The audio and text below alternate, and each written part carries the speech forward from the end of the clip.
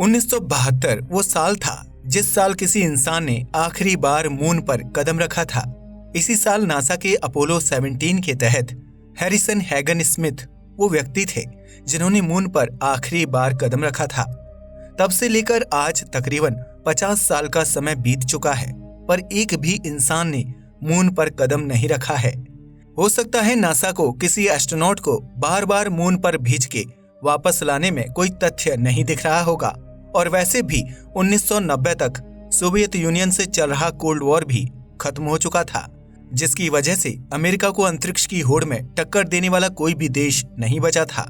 शायद इसी कारण से अमेरिका ने अपोलो 17 के बाद किसी भी इंसानी मिशन को मून पर नहीं भेजा। अब तक मून पर किसी इंसानी मिशन को ना भेजने का कारण ये हो सकता है क्योंकि स्पेस की रेस में उससे आगे कोई नहीं था।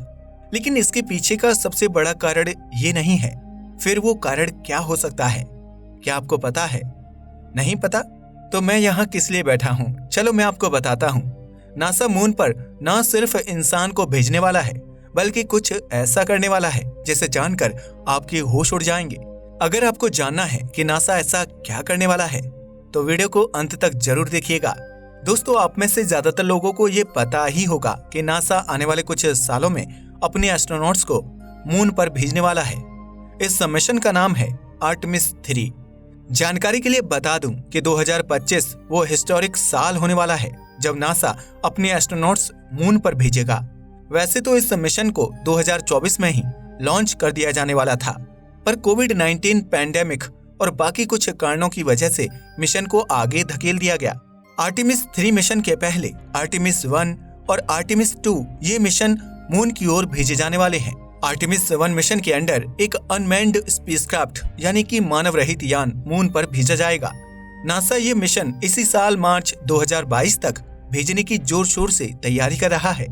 ये मिशन नासा विशेष रूप से आर्टेमिस और भविष्य में होने वाले बड़े मिशंस को ध्यान में रखते हुए बनाई गई SLS यानी कि स्पेस लॉन्च सिस्टम से लॉन्च करने वाला है। यही वो रॉकेट है जिसकी सहायता से ओरियन मल्टीपर्पज क्रू व्हीकल यानी कि MPVC को मून की 3,80,000 किलोमीटर की यात्रा पर भेजा जाने वाला है। ओरियन वही यान है जिसमें बैठकर एस्ट्रोनॉट्स मून पर जाने वाले हैं। पहले ओरियन को SLS की सहायता से पृथ्वी के वायुमंडल से बाहर निकाला जाएगा। बाहर निकलते ही SLS ओरियन से अलग हो जाएगा। इसके बाद ओरियन सोलर पैनल और बाकी इक्विपमेंट्स को पूरी तरह से चालू करने और पृथ्वी को ऑर्बिट करता रहेगा। एक बार अगर सारे इक्विपमेंट्स चालू हो जाएंगे तब इसका ICPS यानी कि इंटरिम क्रायोजेनिक प्रोपल्शन सिस्टम जला दिया जाएगा और इसे पृथ्वी की ऑर्बिट से बाहर निकाल मून के सफर की ओर रवाना कर दिया जाएगा। लेकिन ओरियन पृथ्वी की ऑर्बिट छोड़े इससे पहले इसे एक बड़े काम को अंजाम देके जाना है। दरअसल ओरियन के अंदर छोटे छोटे कुछ सैटेलाइट्स रखे जाएंगे जिसके अंदर यीस्ट इस माइक्रो ऑर्गेनिज्म को रखा जाएगा और जाते जाते ये इन माइक्रो ऑर्गेनिज्म के सैटेलाइट्स को पृथ्वी की लो अर्थ ऑर्बिट के भी आगे छोड़ देगा। इसके पीछे का मकसद ये जानना है कि आखिर अंतरिक्ष में किसी जीवित प्राणी पर सूरज से निकलने वाली रेडिएशन का किस तरह असर होता है। इन सैटेलाइट्स में ऐसे उपकरण लगे हुए हैं जिनकी मदद से वैज्ञानिकों को रेडिएशन का सही अनुमान लगाने में आसानी होगी, ताकि जब आर्टेमिस 3 मिशन को एस्ट्रोनॉट्स के साथ लॉन्च किया जाएगा तब वैज्ञानिक पहले से ही उस चीज का पूरी तरह से ध्यान रखेंगे। जब ICPS ओरियन को पृथ्वी की ऑर्बिट से बाहर निकाल लेगा, इसे भी ओरियन से अलग कर दिया जाएगा। इसके बाद यूरोपियन स्पेस एजेंसी द्वारा बनाया हुआ यूरोपियन सर्विस मॉड्यूल ओरियन को पावर प्रोवाइड करेगा। यही मॉड्यूल आर्टेमिस 3 मिशन में भी ओरियन को पावर प्रोवाइड करेगा, लेकिन उसके साथ ही ये एस्ट्रोनॉट्स के लिए ऑक्सीजन और पानी भी मुहैया कराने वाला है। भले ही आर्टेमिस 1 मिशन में कोई भी इंसान अंतरिक्ष में नहीं जाने वाला, पर इस मिशन में इस्तेमाल होने वाले यान में यानी कि ओरियन में एक कमांडर सीट होने वाली है जिस पर एक मैनेकिन यानी कि पुतला बिठाया जाएगा, जिसे उसी प्रकार का स्पेस सूट पहनाया जाएगा जिस प्रकार का स्पेस सूट एस्ट्रोनॉट्स को आर्टेमिस 3 मिशन के वक्त पहनाए जाएंगे। इसमें रेडिएशन को मॉनिटर करने वाले सेंसर्स भी लगे होंगे जिससे कि वैज्ञानिकों को रेडिएशन के स्तर का अनुमान लगा पाने में आसानी होगी। आर्टेमिस 1 का मिशन टाइम ड्यूरेशन 26 से 42 दिनों का होने वाला है, जिसमें 1 से 2 हफ्ते इससे मून तक पहुंचने में लग जाएंगे। इसके बाद ये मून के पास जाता जाएगा और ग्रेविटेशनल किक का इस्तेमाल कर मून की डिस्टेंट रेट्रोग्रेड ऑर्बिट में प्रवेश करेगा और इसी ऑर्बिट में मून के चक्कर काटेगा। जानकारी के लिए बता दूं कि रेट्रोग्रेड ऑर्बिट का मतलब होता है मून जिस दिशा से खुद का चक्कर काटता है उसकी उल्टी दिशा में चक्कर काटना।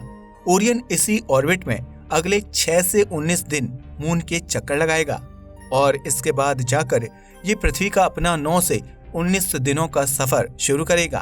आर्टेमिस 1 के बाद आर्टेमिस 2 मिशन को मई 2024 में लॉन्च किया जाएगा। वैसे तो इसकी लॉन्च डेट 2022 के अंत में या फिर 2023 की शुरुआत में निर्धारित की गई थी, पर कोविड-19 पैंडेमिक की वजह से डेट आगे खिसक गई। बता दें कि आर्टेमिस 2 मिशन आर्टेमिस 1 की तरह ही मून को सिर्फ ऑर्बिट करने वाला है, उस पर लैंड नहीं करने वाला। पर दोनों मिशनों में बहुत ज्यादा अंतर है। क्या आपको पता है कि वो अंतर क्या होने वाला है? जहां आर्टेमिस 1 मिशन को SLS रॉकेट और ओरियन स्पेसक्राफ्ट की सारी कैपेबिलिटीज को जांचने के लिए लॉन्च किया जाने वाला है, तो वहीं आर्टेमिस 2 में इंसान किस तरह इससे मून तक का सफर तय करेंगे, इसकी जांच पड़ताल की जाएगी। आर्टेमिस 1 और 2 में यही सबसे बड़ा अंतर है।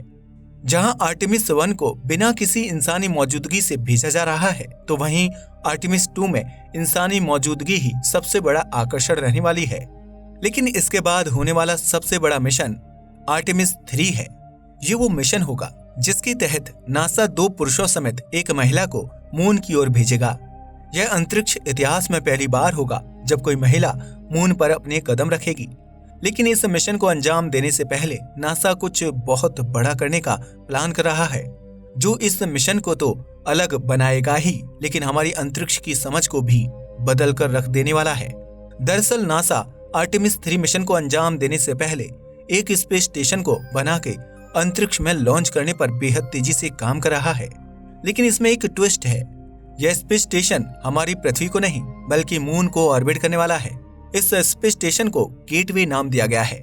इस स्पेस स्टेशन में न सिर्फ हमारे इंटरनेशनल स्पेस स्टेशन की तरह ही एक्सपेरिमेंट करने से लेकर किसी स्पेसक्राफ्ट को डॉक करने की सुविधा होगी, बल्कि इसमें एलन मस्क की स्पेसएक्स कंपनी द्वारा बनाया गया एक ह्यूमन लैंडिंग सिस्टम यानी कि HLS भी मौजूद होगा, जिसकी वजह से पृथ्वी से निकले किसी भी एस्ट्रोनॉट्स को अलग से लैंडर ले जाने की जरूरत नहीं होगी, जिससे पृथ्वी से मून तक आने में भी आसानी हो जाएगी।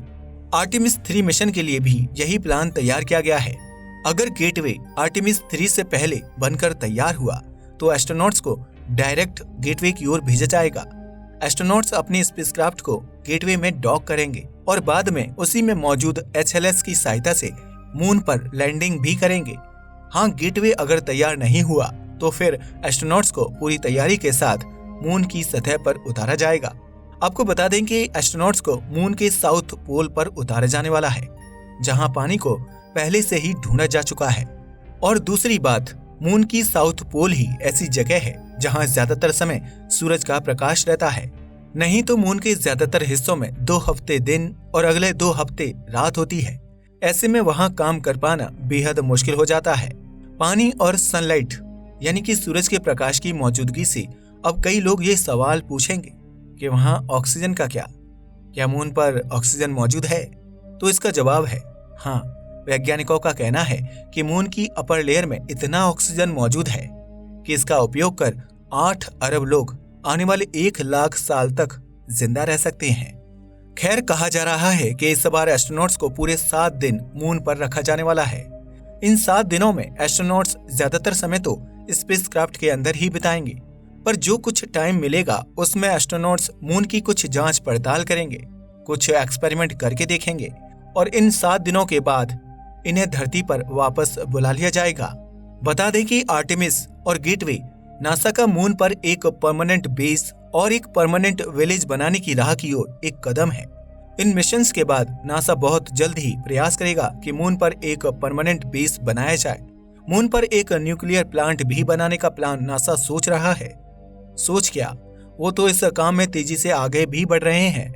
मून पर ऑक्सीजन की मौजूदगी ने नासा को और ज्यादा उत्साह में डाल दिया है, क्योंकि लिक्विड ऑक्सीजन का इस्तेमाल रॉकेट में लगने वाले ईंधन के रूप में भी किया जाता है, जिसकी वजह से मून आगे की मिशन जैसे कि मार्स मिशन या उससे भी आगे के मिशंस को अंजाम देने के लिए एक बहुत ही महत्वपूर्ण बेस के रूप में काम आ सकता है। गेटवे भी मार्स मिशन जैसे आगे के मिशन करने के लिए एक रेस्ट प्लेस के रूप में भी काम में लाया जा सकता है। मानो या ना मानो, पर आर्टेमिस मिशन की सफलता इंसानी सभ्यता के अंतरिक्षीय भविष्य को पूरी तरह से बदल कर रखने वाली है। चाइना भी मून पर इंसान भेजने के मिशन पर तेजी से काम कर रहा है और हमारा भारत पता नहीं कब तक इन देशों के साथ या इनके सामने निकल पाएगा। यह तो आने वाला वक्त ही बताएगा। आपको क्या लगता है, क्या इंडिया अंतरिक्ष की होड़ में अमेरिका और चाइना जैसे देशों को पीछे छोड़ पाएगा? कमेंट करके बताइएगा। आज के लिए बस इतना ही। वीडियो पसंद आया हो तो इसे लाइक और शेयर कीजिएगा, साथ ही चैनल को भी सब्सक्राइब कीजिएगा। जय हिंद दोस्तों।